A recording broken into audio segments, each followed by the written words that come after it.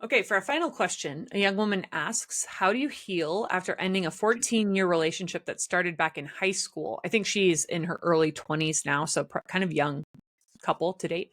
We basically grew up together, but we broke up because he didn't want to get married. Even though it was mutual, I'm feeling a deep sadness, questioning my worth. My career is taking off, but it feels empty without someone to share it with.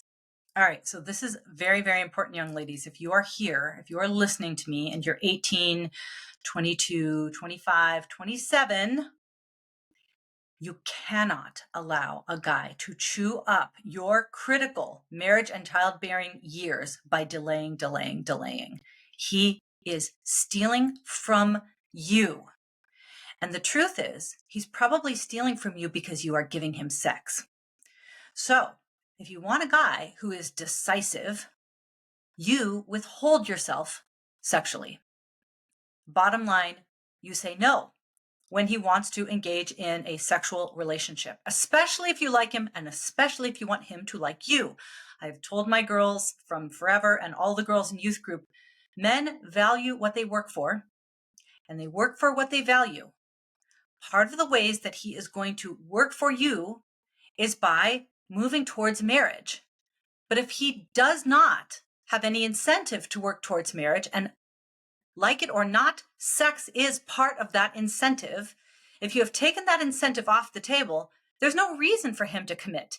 And then he will use you for whatever financial benefits that you have to offer, the sexual benefits for sure that you have to offer, or maybe just like the low bar of now he doesn't have to go out and like look for somebody else.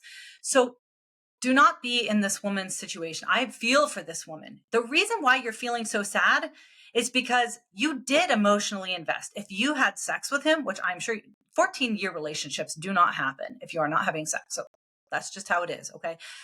What you do when you have sex is you are chemically bonding with him. The oxytocin is exchanged. It increases when you are having sex. The oxytocin communicates to you, ladies, to your body, I belong with him. We're going to be together forever.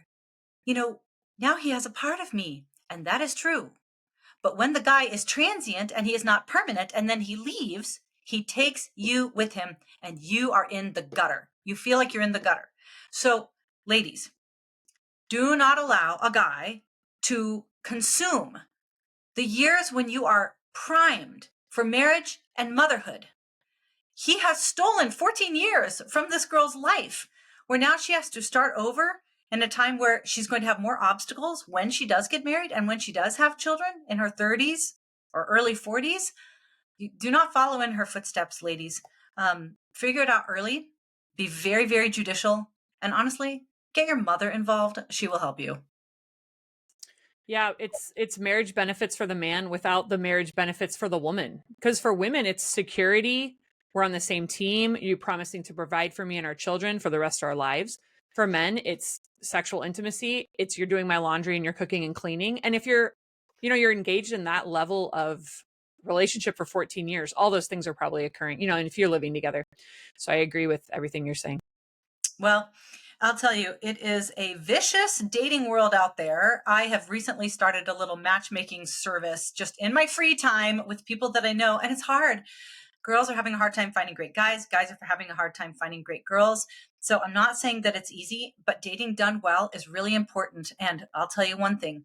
Do not spend 14 years or even 4 years with somebody that isn't willing to give themselves completely to you. Thanks for being with us, and we will see you next week.